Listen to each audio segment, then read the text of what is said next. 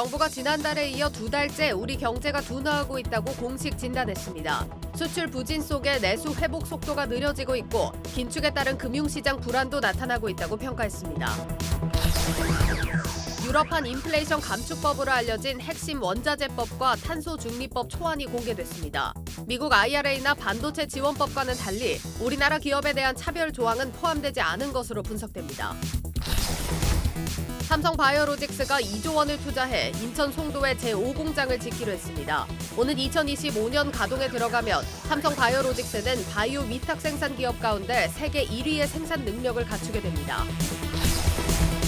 기아가 오는 5월 핵심 전기차 모델인 전기 SUV EV9을 출시하고 전기차 시장 주도권 확보에 나섭니다.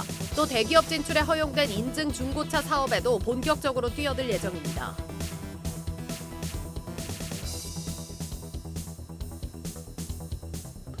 뉴스플러스 시작합니다. 정부가 2달 연속으로 우리 경제가 둔화하고 있다고 공식 진단했습니다. 수출 부진 속에 내수 회복 속도가 느려지고 있고 긴축에 따른 금융시장의 불안도 나타나고 있다고 했습니다. 이런 분위기 속에 우리 시장도 미국에서 들려오는 뉴스에 따라 일희일비하는 답답한 흐름을 이어가고 있습니다. 오늘 시장 상황부터 점검해 보겠습니다. 증시 프리즘 문영민 기자와 함께합니다. 자, 오늘은 외국인과 기관이 동시에 좀 매수를 하면서 간만에 좀 기분 좋게 좀 올랐습니다. 맞습니다. 오늘 코스피와 코스닥 지수 모두 시원하게 올랐습니다. 우선 유가증권 시장에서 개인이 1,727억 원을 팔아치웠지만 외국인과 기관이 750억 원, 779억 원 사들였습니다. 그러자 지수는 2,400선까지 바짝 다가갔고요. 특히 코스닥 지수도 외국인과 기관의 동반 매수에 오늘 하루에만 2% 올라서 797선에 장을 마쳤습니다. 최근 미국과 유럽에서 잇따라 발생한 금융시장 리스크가 다소 잦아든 영향이 컸습니다. 특히 미국의 퍼스트 리퍼블릭 은행이 제2의 SVB 사태로 번질 수 있다는 우려가 있었습니다. 하지만 JP모건 또 시티그룹, 뱅크 오브 아메리카 등 이 대형 은행들이 총 250억 달러 이상을 투입해서 공동 구제하는 방안을 논의 중이라는 소식이 전해졌고요. 이에 금융시장을 둘러싼 공포감과 또 악화된 투자 심리가 개선됐고 결국 증시 역시 상승 탄력을 받았습니다. 이 당장은 좀 공포에서 벗어난 분위기는 맞는 것 같습니다. 그렇다고 이 롤러코스터 장세가 이제 끝났다고 평가하기 좀 어렵지 않겠습니까? 맞습니다. 오늘의 좀 상승세나 앞으로의 좀 전망을 봤을 때 좀 개운하지 않은 부분들이 있었습니다. 우선 간밤 유럽 중앙은행이 기준금리를 0.5%포인트 올렸는데요. 어제 전해드렸던 대로 시장은 ECB가 이 CS 사태 안정화를 위해 기존에 예고한 0.5%포인트 인상이 아니라 0.25%포인트 인상에 그칠 것이라고 예측했었습니다. 하지만 이러한 기대와는 달리 0.5%포인트 상향 조치, 즉 빅스텝을 밟았습니다. 증권업계는 유럽 중앙은행이 금융 안정보다는 인플레이션 문제에 집중하고 또 은행의 유동성 문제는 별도의 지원책으로 해결하겠다는 의미로 보인다, 이렇게 설명했습니다. 그러면서 미국 연방준비제도의 이번 3월 FOMC에서 금리 결정 과정도 이와 유사할 것이라고 전망했습니다. 결국 미국 연준이 베이비 스텝이 아닌 빅 스텝을 밟을 것이라는 전망이 다시 한번 수면 위로 올라왔습니다. 사실 이제 증권가의 기대일 뿐 연준은 금리 인상을 시작한 이후부터는 늘 예고했던 길을 갔던 것 같습니다. 그래도 뭐 베이비 스텝이 좀 더 낫지 않을까 이런 기대는 있습니다. 그런데 이 연준이 베이비 스텝을 밟는다고 해도 우리 증시에는 호재는 아닙니다. 현재 한국과 미국의 기준금리 차이는 1.25%포인트인데요. 이미 22년 만에 가장 큰 폭입니다. 연준이 베이비 스텝을 밟으면 이 격차는 1.5%포인트, 빅스텝이라면 1.75%포인트까지 벌어집니다. 지금까지 한미 금리차 최대폭이 1.5%포인트였는데 연준이 어떤 결정을 내리든 우리 시장에 긍정적인 결과를 낳을 수는 없는 상황입니다. 국내에 있는 외국 자본이 더 높은 금리를 찾아서 빠져나갈 수도 있고요. 또 원달러 환율이 상승해서 환차익을 노리는 외국인들이 투자 자금을 뺄 수도 있습니다. 우리 증시에서 외국인 투자 자금의 유출 이미 이뤄지고 있다고 봐도 무방합니다. 지난 1월과 2월 연속으로 순매수 기조를 유지했던 외국인은 이달 들어서 방향을 바꿨습니다. 이달 초부터 현재까지 벌써 1조 1천억 원가량 순매도하고 있습니다. 시장에 근심이 가득한 3월입니다. 참 어려운 시장인데 그래도 사람들은 빠르게 투자할 곳들을 찾아가고 있습니다. 맞습니다. 대표적인 게 채권형 ETF입니다. 이 다양한 채권들을 한 곳에 담은 ETF라고 이해하면 될 것 같습니다. 이 주식시장 변동성이 확대되고 있고 또 단기 전망까지 좋지 않은 상황에서 조금이라도 안정적으로 수익을 낼 수 있기 때문에 이 투자자들이 찾고 있는 겁니다. 실제로 이번 주 들어 채권형 ETF에만 4천억 원 이상의 자금이 몰렸는데요. 이 대부분 금리 인하를 기대한 외국인과 연기금 등 큰 손 들인 것으로 나타났습니다. 보도에 김종학 기자입니다. 미국 실리콘밸리 은행 파산과 유럽 크레디트 스위스의 유동성 위기 여파로 미국과 한국의 국채 가격이 연일 가파르게 오르고 있습니다. 이번 주 들어 국고채 30년물 금리는 전날까지 3.359%, 미국 30년물 국채 금리는 3.714%로 각각 31bp, 15bp가량 하락했습니다. 채권 수익률은 가격과 반대로 움직이기 때문에 이를 기초로 투자한 미국채 레버리지 ETF 가격 상승률은 일주일 만에 10% 안팎까지 뛰었습니다. 작년 말부터 이들 상품에 투자한 개인들은 SVB 파산 직후 차익 실현에 나섰지만 장기 투자 목적의 기관 자금이 유입되며 시장 가격이 오히려 더 오른 겁니다. SVB 파산 이후 주식형 ETF에서 자금이 빠져나가는 동안 장기 국채 등에 투자한 채권형 ETF에는 일주일간 4,400억 원, 올 들어 3조 원 넘게 유입됐습니다. 장기 채권은 사실 작년 한 9월, 10월부터 개인 순매수가 또 굉장히 많이 들어왔어요. 월별로 제가 집계를 해놨던 것도 있거든요. 오늘도 몇백억씩 계속 채권 금리 변동이 커지면서 단기간 두세 배 기대 수익을 높인 레버리지 상품에 유입된 자금 규모도 늘었습니다. 30년물 국고채로 유일하게 3배 수익을 지급하는 메리츠 3배 레버리지 ET에는 SVB 파산 이후 하루 거래 대금이 6배 늘었고 수익률도 일주일 만에 13.8% 뛰었습니다. 최근 한 달 사이 개인 투자자들이 미국 ETF 가운데 가장 많이 사들인 종목도 장기 국채에 직접 투자해 3배 이상 수익을 노린 ETF로 이 기간 8% 넘는 수익을 올렸습니다. 한편에선 일주일 새 미국 2년물 국채 금리가 1%포인트 이상 하락하고 국내 시중금리가 급격히 움직이는 이상 현상이 지속되기 어렵다는 경계감도 나오고 있습니다. 제가 만약 지금 이런 속도로 계속 빠진다고 하면은 그런 크레딧물도 괜찮기는 하지만 기본적으로 이렇게 금리가 계속 빠지는 트렌드가 이어질 수가 없을 가능성이 높기 때문에 금융시장의 단기적인 불확실성이 최고조에 이르렀지만 이르면 연내에 통화정책 변화를 기대한 큰손들의 채권시장 유입은 당분간 이어질 전망입니다. 한국경제TV 김종학입니다. 이제 종목 얘기 한번 해보겠습니다. 삼성전자가 이틀 전 주총에서 앞으로 로봇 사업 제대로 하겠다고 했는데 그래서인지 로봇 관련주가 아주 뜨겁습니다. 맞습니다. 최근 들어서 연일 강세를 이어가고 있습니다. 이 삼성전자가 말씀하신 대로 최근 로봇 개발 업체죠. 레인보우 로보틱스 지분을 추가 매입했는데요. 네. 이 다른 대기업들도 기존 로봇 기업들을 인수할 것이라는 기대감이 퍼졌고요. 이에 더해 정부 역시 로봇 산업 성장에 대한 지원을 확대하고 있습니다. 산업통상자원부는 다음 달 안에 첨단 로봇 산업 전략을 발표해서 대대적인 지원 방안을 구체화할 계획입니다. 이러한 영향에 로봇 관련주 주가는 오늘도 일제히 빨간불을 보이며 장을 마쳤습니다. 유로메카가 상한가로 마감했고요. 이어 SBB테크 23%, 로보스타 19%, 레인보우 로보틱스 7.5% 상승했습니다. 다만 로봇주에 대한 투자가 과열 양상을 보이는 만큼 선별 투자가 필요하다 이런 조언이 나옵니다. 이 증권업계는 대기업의 로봇 사업 강화와 또 국내 로봇 정책 모멘텀은 중장기적 관점에서 바라봐야 한다면서 관련 기업들이 실적에 비해 최근의 상승세는 과도한 측면이 있다 이렇게 지적했습니다.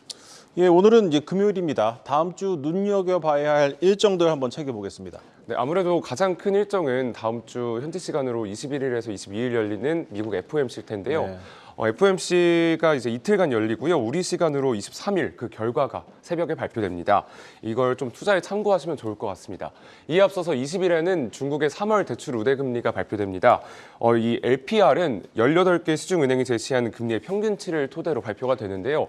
통상 이 중국의 금리, 기준금리 역할을 하고 있으니 이 또한 투자에 참고하시면 좋을 것 같고요. 국내로 조금 눈을 돌려보면 다음 주 21일에 애플페이가 국내 서비스를 본격적으로 개시합니다. 이 관련주 주가 동향도 참고하시면 좋을 것 같습니다. 네, 잘 들었습니다. 증시 프리즘 문영민 기자였습니다.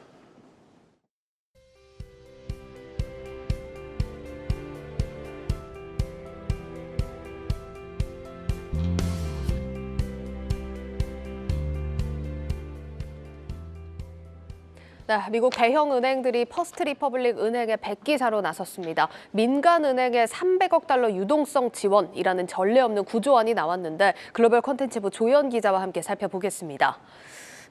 조 기자, 지금 월가 대형 은행들이 나섰는데 퍼스트 리퍼블릭 주가를 보면 시간의 거래에서 급락을 했더라고요. 이건 왜 그런 겁니까? 그러니까 정규장에서 한 10% 상승으로 마감했던 퍼스트 리퍼블릭이 시간의 거래에서 17% 네. 폭락을 했습니다. 이유는 이 은행이 이미 지난 한 주간에 연준으로부터 대출받은 자금이 상당하다는 보도가 나오면서인데요. 외신에 따르면 퍼스트 리퍼블릭이 지난 3월 9일부터 15일 사이에 연준으로부터 대출받은 자금은 최소 200억 달러에서 최고 1,090억 달러에 달하는 것으로 알려졌습니다. 또 연방주택대출은행에서도 100억 달러를 빌렸다고 하는데요. 최대 수준으로 우리나라 돈으로 155조 원에 달하고요. 네. 앞선 지난 주말에 퍼스트 리퍼블릭이 연준과 JP 모건으로부터 700억 달러 대출받았다 이런 보도가 나왔었거든요. 예. 그러니까는 최소보다는 최고 수치에 가깝다 이런 전망입니다. 여기다 퍼스트 리퍼블릭이 배당금을 중단한다는 소식도 함께 전해지면서 투자 심리를 위축시켰고 또 주가 폭락 직전 경영진들이 주식을 매도하는 소식이 전해지면서 모러 해저드 논란도 커졌습니다. 네, 이번 퍼스트 리퍼블릭 지원안 좀 자세하게 살펴보도록 하겠습니다. 지금 대형 은행 11곳이 힘을 합친 건데 JP 모건, 제이미 다이먼 JP 모건 회장이 이 합의를 이끌어냈다고요? 그렇습니다. 퍼스트 리퍼블릭 뱅크는 물론이고 그 앞선 실리콘밸리의 뱅크 은행 네. 이 구제책부터 제이미 다이먼이 적극적인 역할을 했는데요.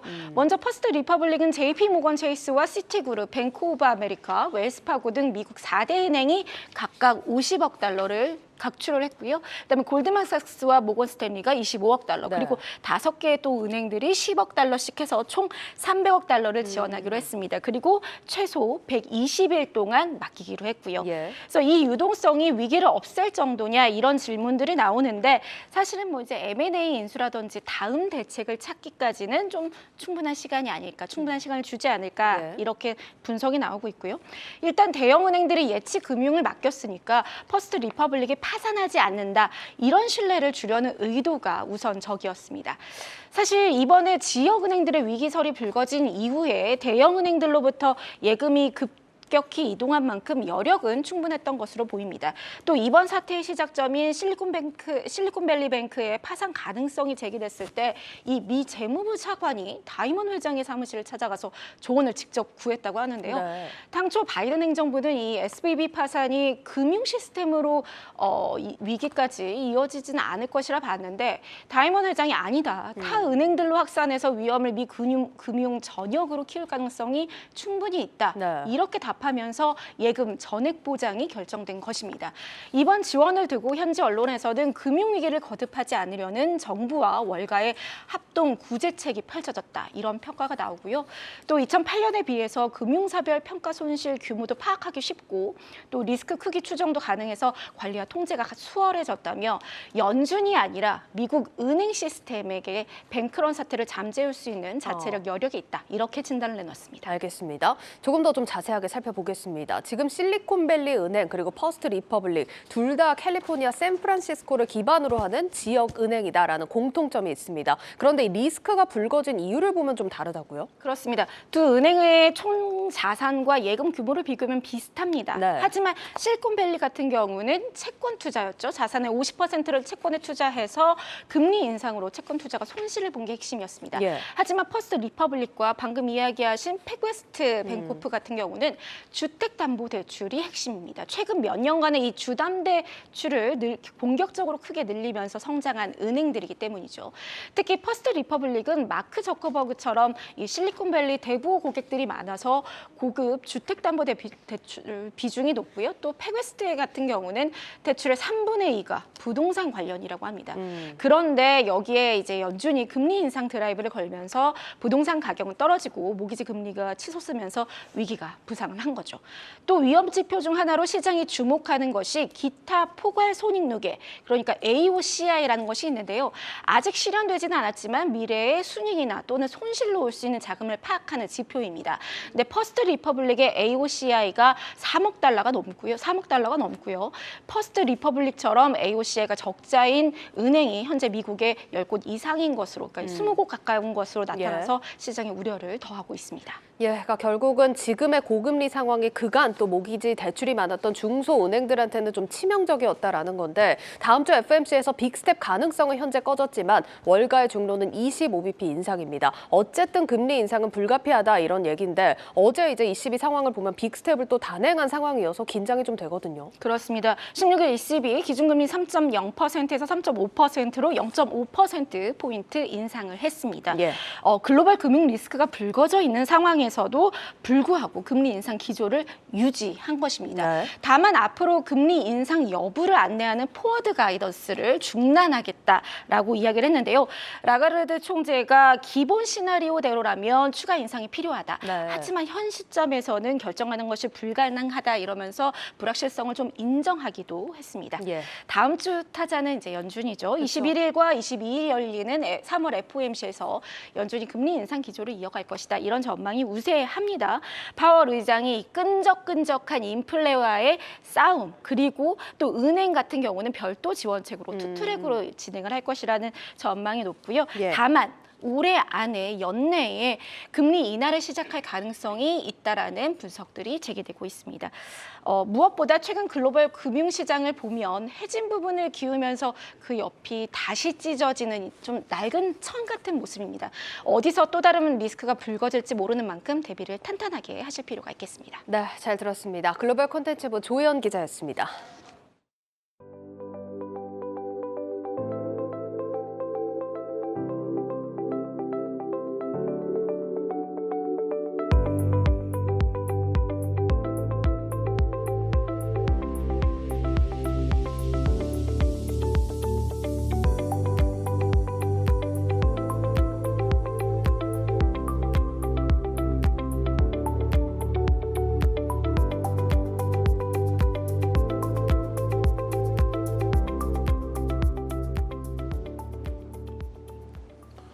윤석열 대통령과 기시다 일본 총리가 첨단 산업 분야에서 협력하기로 합의한 가운데 오늘 한일 기업인들이 양국 간 교류 협력 확대를 위해 모였습니다. 이재용 삼성전자 회장과 정의선 현대차그룹 회장 등 우리나라 4대 그룹 총수가 함께한 이 자리에서 윤 대통령은 양국 기업 간 협력에 대한 지원을 아끼지 않겠다고 밝혔습니다. 임동진 기자입니다.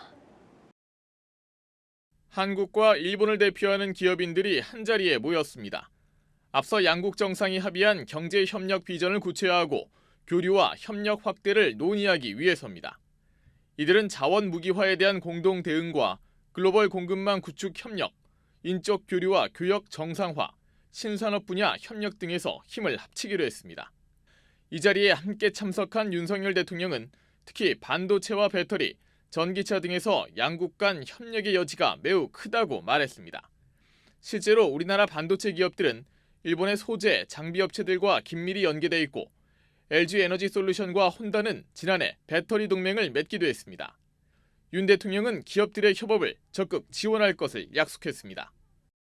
양국 정부는 여러분들이 마음 놓고 교류하고 혁신적인 비즈니스 기회를 창출할 수 있도록 모든 지원을 아끼지 않겠습니다. 한국과 일본의 경제협력 확대로 배터리 등 우리 핵심 품목의 일본 수출이 보다 확대되고 K-팝 등 한류 확산을 통해 콘텐츠, 소비재의 일본 시장 진출도 더욱 늘어날 것으로 전망되고 있습니다. 또 양국 기업 간 전략적 파트너십도 강화될 것으로 예상됩니다. 이재용 삼성전자 회장은 미국 반도체 보조금 문제에 대한 한일 공동 대응과 관련해 살아보니까 친구는 많을수록 좋고 적은 적을수록 좋다면서 일본 기업과의 협력 기대감을 내비치기도 했습니다. 경제 효과가 조속히 나타나도록 정부는 그동안 중단된 양국 간 재무, 통상, 과학기술 등 경제 분야의 장관급 협력 채널을 복원하고 주요 협력 사업 추진에 속도를 낼 계획입니다. 한국경제TV 임동진입니다. 유럽판 IRA로 불리며 우려를 낳았던 핵심 원자재법 초안이 공개됐습니다. 자원의 현지 조달이나 현지 조립 같은 독소 조항들이 빠지면서 오히려 우리 기업들에게 기회가 될 것이란 관측이 나오고 있습니다. 다만 중국에 대한 공급망 의존도를 낮추는 과정에서 기업들이 치러야 할 비용이 늘어나는 게 걱정입니다. 이근영 기자입니다. 유럽 내 최종 조립 요건 같은 우려됐던 조항은 전혀 없었습니다. 어제 공개된 유럽 CRMA 초안은 미국 IRA 법안처럼 위협적이지는 않았다는 게 전문가들의 평가입니다. 오히려 EU 집행위원회가 중국을 견제하면서 사실상 우리나라의 우호적인 여건이 조성될 것이란 분석입니다. 라이크 마인디드 파트너라고 했잖아요. 거기에 한국이 완전 직접 포함이거든요. 전략적 협정 상대로 이제 한국이 오히려 더 EU의 중요한 키 파트너로 올라서지 않을까 이렇게 조심스럽게 예상을 해봅니다. 이번 초안에서 EU는 특정 국가의 핵심 원자재 수입 의존도를 전체 소비량의 65% 미만으로 설정했습니다. 따라서 우리 기업들도 2차 전지 핵심 소재나 전기차 모터 연구자석 네오디뮴 같이 중국에서 대부분 조달하는 원자재들의 새로운 공급처를 찾아야 할 가능성이 높아졌습니다. 대신 반드시 유럽 영내에서 조달해야 한다는 조항은 없는 만큼 남미나 호주 같은 FTA 체결국에서 대체할 수 있게 됐습니다. 하지만 우려가 아예 없는 건 아닙니다. 무엇보다 공급망을 새로 찾는 과정에서 비용이 늘어난다는 점이 고민입니다. 중국은 자체 싼 거를 이제 쓸 수 있고 우리는 그걸 이제 못 쓰는 상황이 이제 될 수도 있으니까요. 중국보다 가격 경쟁에서 열위에 놓이게 되고 이에 따라 한국은 프리미엄, 중국은 저가 제품으로 2차 전지 시장 구도가 갈수록 양분될 수 있다는 관측입니다. 정부는 이번 초안에 역외 기업에 대한 차별적인 조항이 포함되지 않았다고 호평하고 업계에 미칠 위기와 기회 요인을 파악하기 위해 오는 20일 기업 관계자들과 논의에 나선다고 밝혔습니다. 한국경제TV 이근영입니다.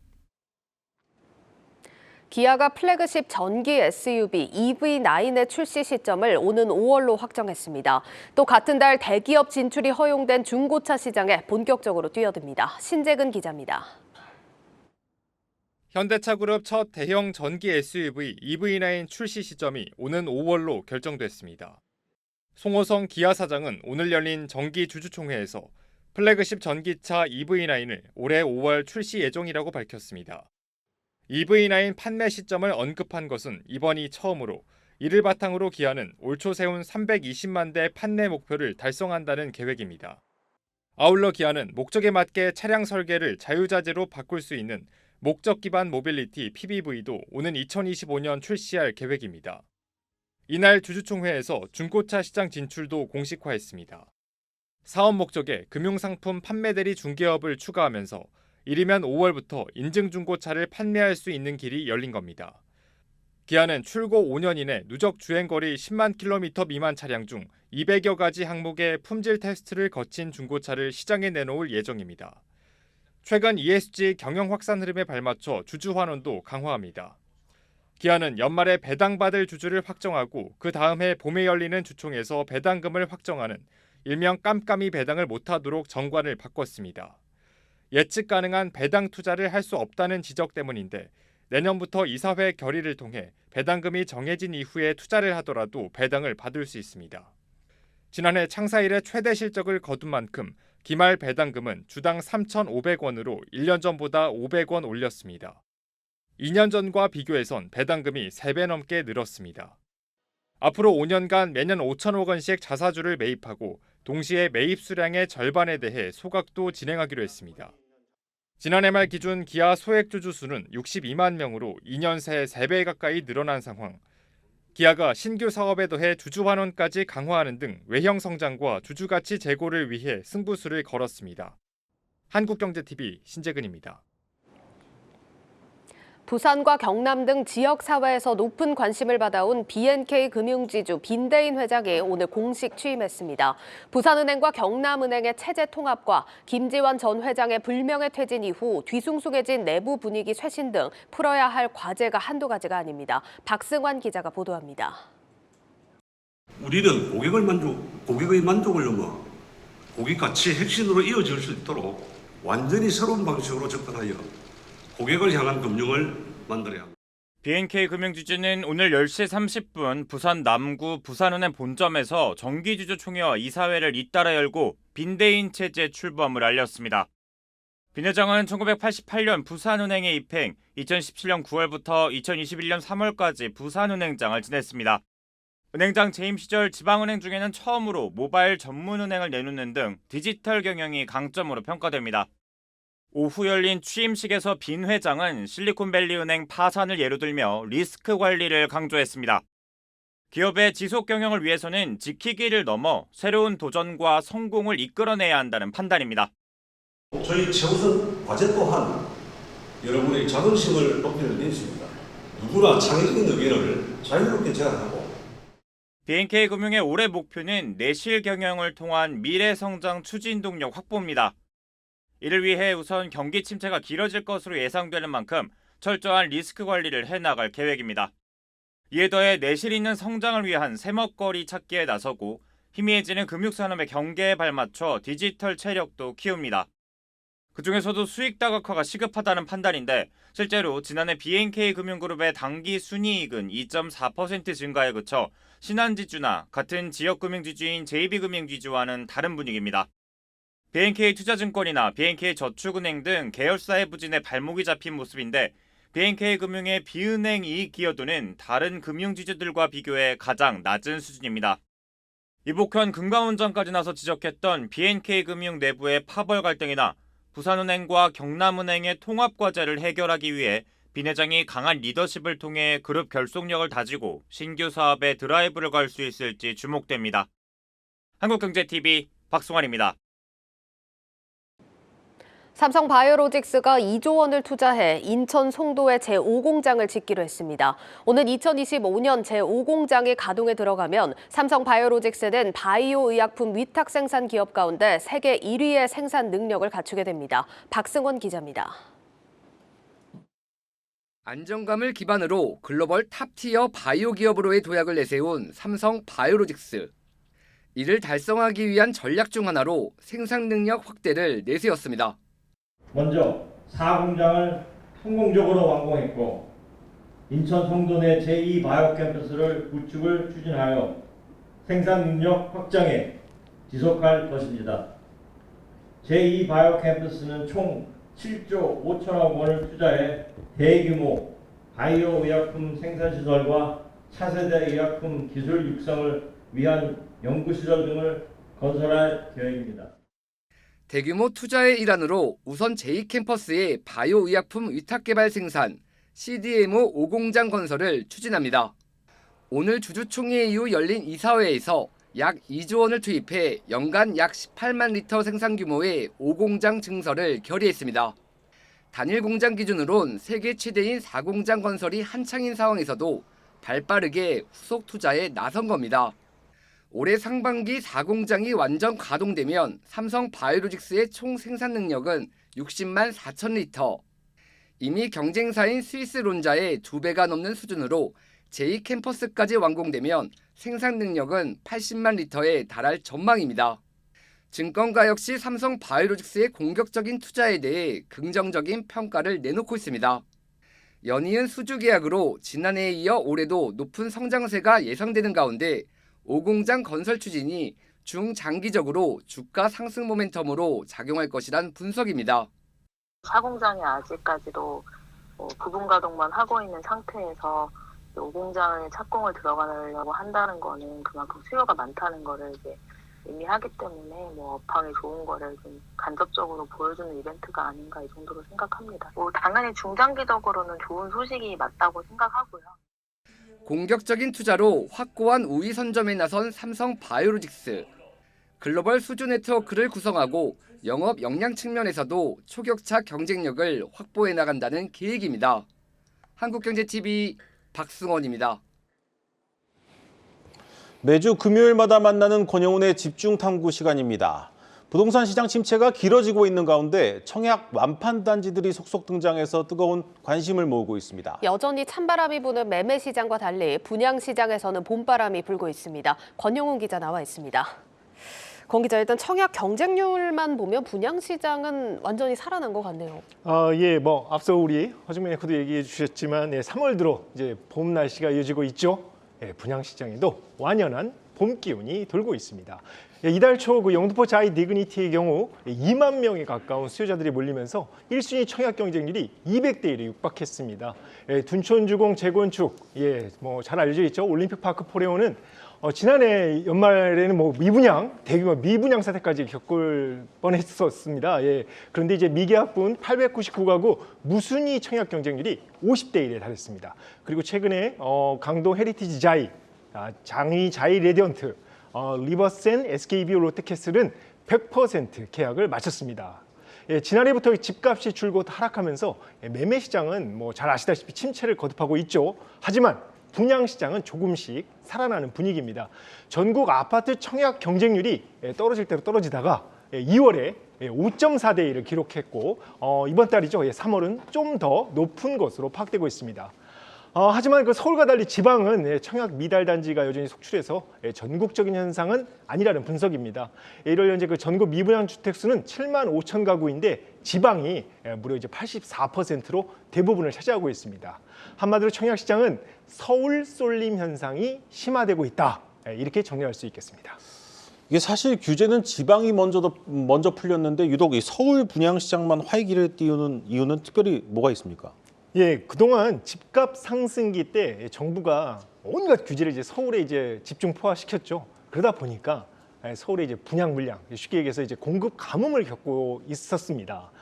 전방위 그 규제 완화 조치죠. 올 초 13 부동산 대책 발표 이후에 숨통이 이제 좀 트인 겁니다.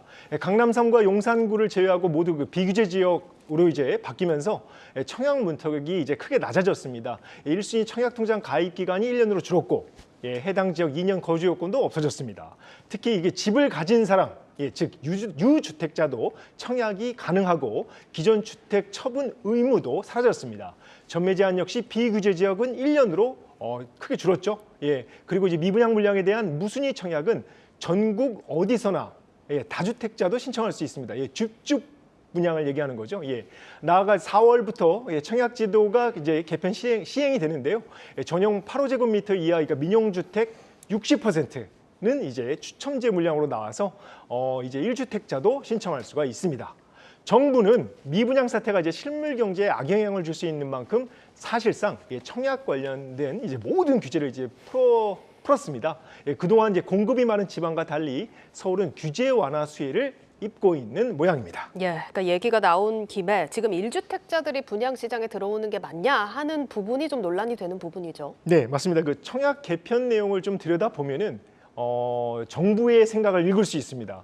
미분양 사태가 이제 심각해지니까 유주택자를 이제 분양 시장으로 유인하겠다라는 건데요. 다만 이제 무주택 실수요자를 위한 게 청약 제도입니다. 그래서 그 취지가 훼손된 측면이 있다라는 게 이제 논란의 어떤 중심인데요. 때문에 이제 앞으로 이제 유주택자가 청약 시장이 가세해 분양 성적을 좌지우지할 가능성이 높습니다. 전문가들은 전매 목적이 투기적 가수요가 크게 늘어날 수 있다며 우려하고 있는 분위기입니다. 인터뷰를 함께 보겠습니다. 그동안의 청약시장은 거의 무주택 실수요자 중심으로 구성이 되어 있었다고 볼 수 있는데 이제는 돈이 약간 된다면은 단기 전매 차익 수요 이런 단타족들이 언제든지 유입될 수 있는 여건이 된다. 이렇게 가수요가 대거 유입되면서 하나의 광풍이 될 정도로 굉장히 뜨거운 시장이 되는 이런 온도차가 극심해질 수 있는 어떤 그런 측면이 있지 않느냐.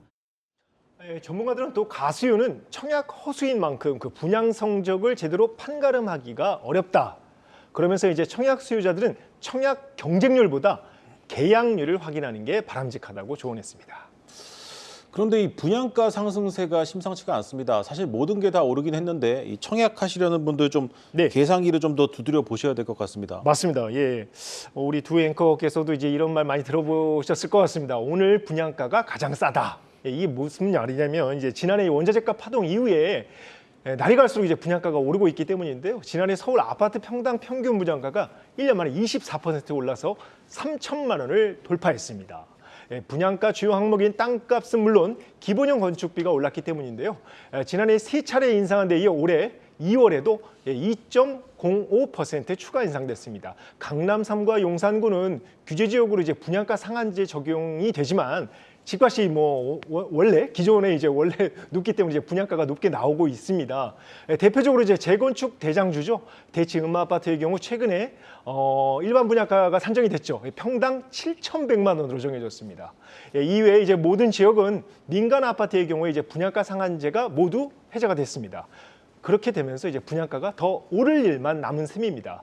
그래서 이제 매매 시장은 침체를 거듭하고 있지만 분양 시장에 이렇게 수요자들이 몰리고 있는 겁니다. 때문에 이제 그동안 분양을 미룬 건설사들도 시장 상황이 호전되면서 이제 너도나도 분양 채비에 나서고 있습니다. 올해 수도권 분양 예정 물량이 10만 6천 가구인데 서울에서 2만 6천 가구가 나올 예정입니다. 당장 이달은 서울에서 그 휘경자이 디센시아 한 개 단지가 분양을 앞두고 있습니다. 전문가들은 올해 분양 시장은 고금리와 집값 하락 영향으로 옥석 가리기가 심화될 것이라며 입지와 가격에 따라 초양극화 현상이 나타날 것으로 내다봤습니다. 서울은 규제 완화로 청약 수요가 몰리고 있는 반면에 지방은 입주율도 낮고 주변 집값도 하락해서 청약 수요가 줄어든 상황인데요. 자, 청약 수요자들은 어떻게 해야 될까요? 인터뷰를 함께 보겠습니다. 분양을 받을 때 가장 중요한 것은 가격 경쟁력입니다. 주변 시세보다 적어도 10% 이상 쌓아야 된다. 도심권에서는 거의 분양 물량이 재개발, 재건축이죠. 조합원들이 거의 알짜, 로얄층을 다 가져가거든요. 타입별로 그게 다르기 때문에 현장 가셔서 과연 뭐 청이라든지 그다음에 뭐 향이라든지 이런 걸 충분히 좀 파악한 뒤에 청약하는 것도. 네, 여기까지 듣겠습니다. 권영훈의 집중탐구였습니다.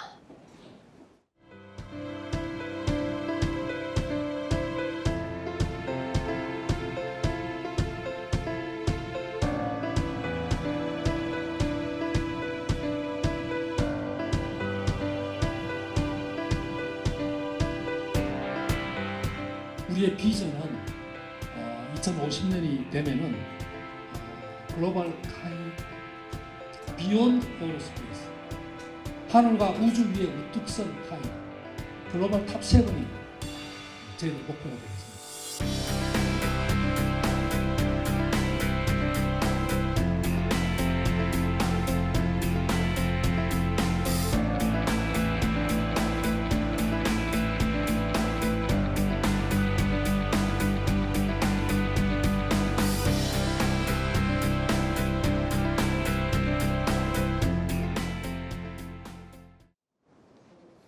최근 중소형 증권사들이 단독으로 IPO를 주관하는 경우가 많아지면서 여기서 받은 공모주를 자신의 주거래 증권사로 옮기는 이른바 주식이사를 하는 사람도 늘고 있습니다. 그런데 이 주식이사비가 증권사마다 제각각인데다 일부 증권사는 공모주를 옮길 때는 일반 주식보다 최대 5배의 수수료를 매기고 있는 것으로 나타났습니다. 박혜린 기자가 취재했습니다. 중소형 증권사들의 과도한 주식 이전 수수료가 투자자들의 입방아에 오르내리고 있습니다.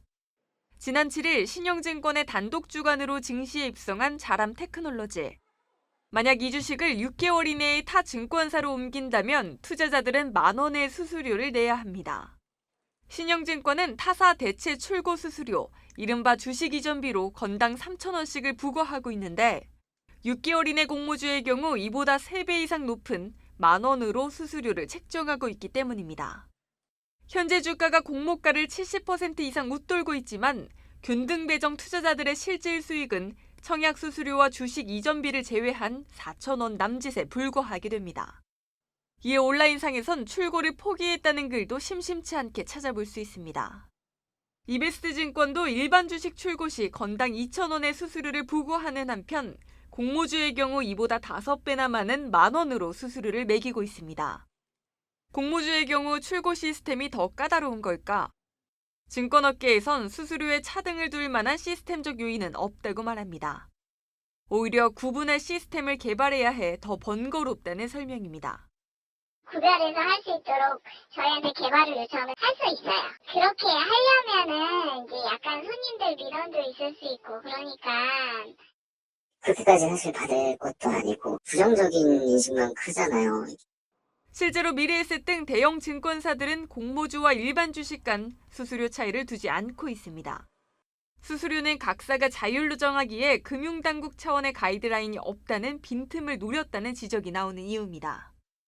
옮기지 않게끔 유도하는 의미에서 수수료를 상당히 높게 징수하는 것 같은데 이것은 분명히 문제가 있다고 봅니다. 그러니까 평균적 증권사에 비해서 특히 일부 증권사만 그렇게 수수료를 높이 받는다는 것은 고객 보호를 등지는. 한편 일반 주식을 옮길 때도 각 증권사별로 많게는 3배까지 차이가 났습니다. 온라인으로 주식을 옮긴다면 미래에셋과 키움증권이 1,000원의 수수료를 책정해 업계에서 가장 저렴했고 신영증권과 유한타증권, 현대차증권은 3,000원으로 가장 비쌌습니다. 수수료가 주먹구구식으로 산정되는 게 아니냐는 투자자들의 따가운 눈초리가 증권사로 향하고 있습니다. 한국경제TV 박혜린입니다. 우리 몸속 세포들은 재생하거나 분열하는 과정에서 미세한 전기 신호를 만듭니다. 전자약은 바로 이런 전기적인 특성을 이용해 병을 고치는 건데 전자약으로 암까지 잡겠다는 포부를 밝힌 당찬 스타트업이 있어서 관심을 모으고 있습니다. 스타트업 나우 고영욱 기자입니다. 국내 최초로 미국 FDA 승인을 받은 편두통 치료기기입니다. 편두통은 뇌혈관 확장으로 신경이 눌려 발생하는 통증인데 미세한 전류로 세로토닌을 분비시켜 뇌혈관 확장을 막는 원리입니다. 기기를 개발한 스타트업 뉴아이는 미세 전기 자극으로 손상된 신경이나 세포를 치료하는 기술을 갖고 있는 전자약 기업입니다. 의료공학 박사인 김도영 대표가 지난 2017년 설립해 지금까지 200억 원을 투자받았습니다. 최근에는 ADHD 치료기로 FDA 시판전 허가를 받았고 자폐증 치료기기 임상에도 돌입했습니다. 자폐 신드롬을 가지고 있는 아동들 대상으로 저희가 임상을 하고 있고요. 수면을 더 깊게 좀 더 수면의 질을 높이는 방식으로 이 전두엽 강화가 일어나서 아이들의 자기들 조절 능력이 높아지고. 뉴아인이 이렇게 제품을 개발하고 있는 질환군은 8개입니다. 그 중에서도 전자약을 통한 암 치료는 뉴아인이 개발에 가장 집중하는 분야입니다. 암세포도 자기 스스로 분열할 때는요, 전기에 굉장히 예민하고요. 근데 저희가 외부에서 특정 프리퀀시로 전기 자극을 주면 얘네들이 하는 행동에 전기적인 방해 때문에 제대로 붙지를 못하고 암세포가 그대로 죽어버리는 과정을 거치게 되고. 김 대표는 전자약은 기술 장벽이 높은 분야라면서 특히 암 치료 기술은 이스라엘의 노보큐어에 이어 2번째로 갖고 있다고 설명했습니다.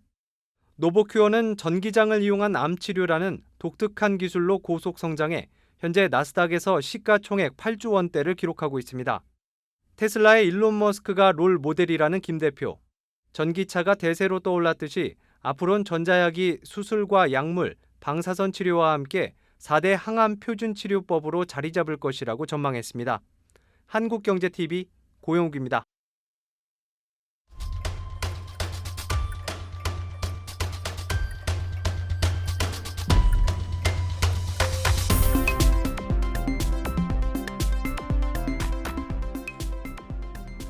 네, IPO 프리보드 시간입니다.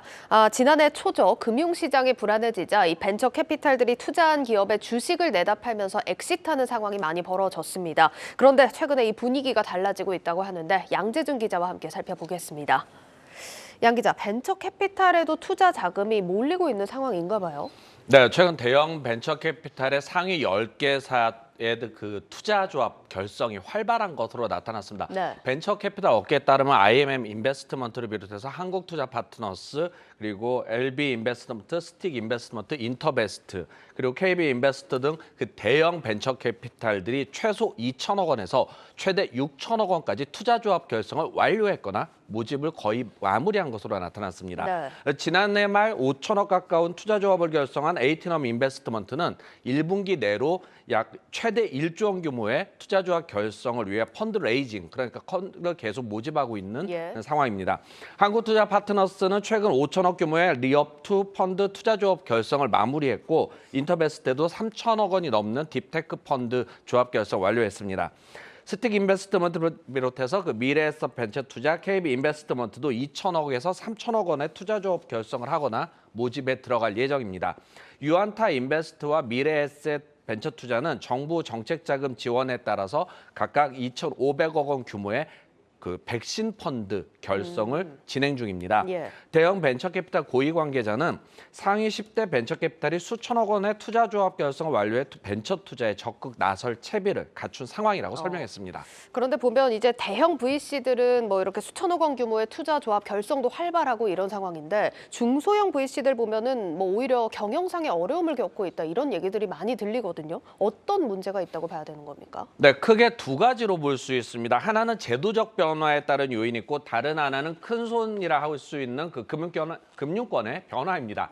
그동안 벤처 투자 자금에 조성하거나 투자 조합을 결성할 때는 정부의 정책 자금인 모태 펀드 집행이나 과학기술공제회, 군인공제회, 국민연금기금 등의 연기금 자금 집행이 많았습니다. 네. 즉 정부 자금과 연기금 그리고 민간 투자사의 자금을 기반으로 투자조합이 결성됐는데 최근에 노란우산 공제에 이어서 군인공제 등 일부 연기금들이 신생 벤처캐피탈이나 창업 투자사들을 우대하는 좀 인센티브를 주는 이 루키리그와 같은 제도를 없앴습니다. 이로 인해서 연기금 등의 벤처펀드 출자 사업에서 떨어지면서 네. 이 중소형 벤처사들은 구조조정이 가속화될 것이다라는 분석도 나오고 있습니다.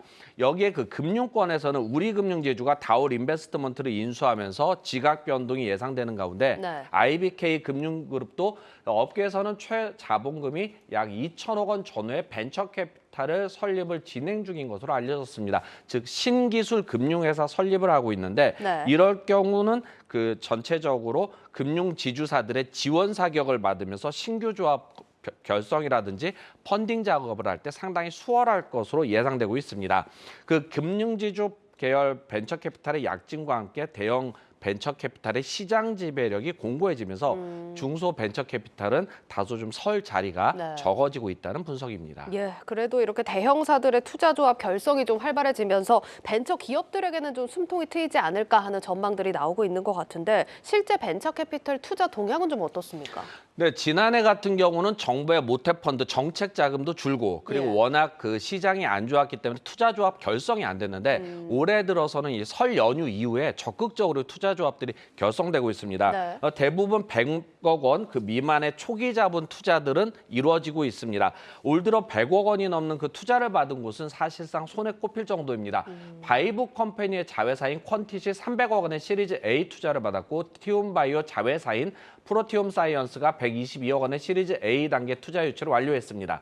올 들어 그 투자를 받은 벤처들을 보면 명품 플랫폼 업체인 구하다는 시리즈 80억 원의 투자를 받았고 시리즈 B를 받았고 3D 콘텐츠 제작 업체는 그 에이펀 인터랙티브와 관악 아날로그, 슈퍼 플래닛 같은 경우도 후속 투자 또는 초기 투자 시리즈 A를 마무리했습니다. 예. 하지만 그 고도화 사업, 플랫폼을 고도화하거나 사업을 더 확장할 수 있는 시리즈 B와 C 단계에서는 상당히 인수합병이 아닌 경우는 투자를 받는 게 상당히 거의 없는 실정입니다. 벤처들은 투자 유치를 하고 있지만 네. 여전히 낮아지는 밸류 문제로 기존 주주와의 그 투자 약정 문제들이 있기 때문에 아직까지 쉽지 않은 상황입니다. 특히 작년 같은 경우도 농업 분야에서 그 예비 유니콘 이러고 상당히 각광을 받았던 그 그린랩스도 자금난에 시달리면서 기존 주주들의 추가 투자가 이루어지고 있는 상황입니다. 그렇군요. 그러니까 지금 대형 VC들 상황이 좀 나아지고 있다고 해도 정작 투자할 만한 벤처기업 찾기가 쉽지 않다 이런 상황인 것 같은데 벤처기업들 옥석 가리기가 가속화되는 이런 현상은 좀 지속된다고 봐야겠죠.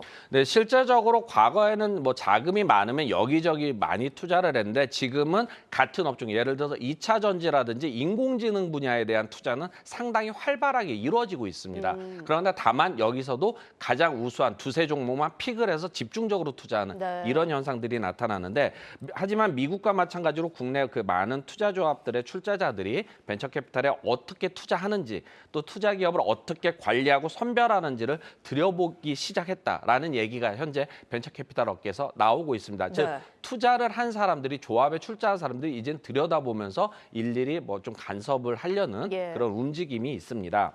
그로 인해서 그 명확한 사업 모델을 제시하지 않거나 그 지속 가능성을 증명할 수 있는 수익성을 담보할 수 있는 벤처 기업에 대해서만 벤처캐피탈 업계는 집중적으로 투자하는 분위기를 보이겠다는 것입니다. 상대적으로 가치가 낮아졌기 때문에 소수의 선택과 집중을 하겠다라는 얘기입니다. 예, 여기까지 듣겠습니다. IPO 프리보드 양재준 기자였습니다.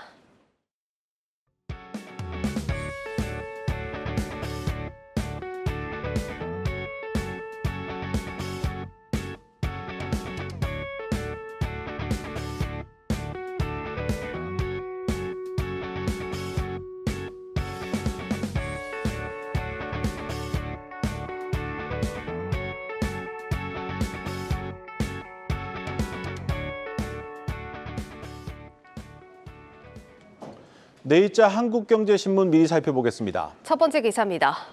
정부가 통신, 항공, 방송, 신문 등 기간 산업에 해당하는 33개 종목의 외국인 취득 한도를 푸는 방안을 검토한다는 내용의 기사입니다. 이는 글로벌 스탠다드와 동떨어진 경직적인 규제가 외국인 투자를 위축시키고 공정한 시장 경쟁을 저해한다는 지적 때문이라고 신문은 전했습니다. 현재 정부는 주요 경제부처를 중심으로 외국인 취득 한도에 대한 검토에 착수한 상태로 범부처 민관합동기구인 규제혁신 태스크포스에서 조만간 이 같은 사안을 논의할 계획입니다. 세계 최대의 지수 산출 업체인 MSCI는 지난해 한국 증시를 선진지수 후보에 편입하지 않은 이유 중 하나로 외국인 투자 한도를 꼽기도 했습니다. 다음 기사 보겠습니다. 국민연금이 최대 주주로 있는 상장사의 주주총회 안건에 대한 의결권을 9명의 외부 위원들로 구성된 수탁자 책임 전문위원회가 결정하기로 했다는 내용의 기사입니다. 최근 새로 구성된 위원회가 국민연금을 통해 민간기업 인사에 개입하려는 정부와 정치권의 입김에서 벗어나 독립적으로 의결권을 행사할 수 있을지 주목된다고 신문은 전했습니다. 현재 국민연금이 최대 주주로 있는 상장사는 KT, 포스코, KTNG, 신한금융, 하나금융과 KB금융, 네이버 등 8곳입니다. 특히 KT의 경우 이사회가 차기 대표이사 후보로 뽑은 윤경림 내정자를 여권이 반대하고 있어 수탁위의 독립성을 가늠해볼 첫 시험대가 될 전망이라는 소식까지 전해드리겠습니다. 뉴스플러스 오늘 준비한 순서는 여기까지입니다. 시청해주신 여러분 고맙습니다.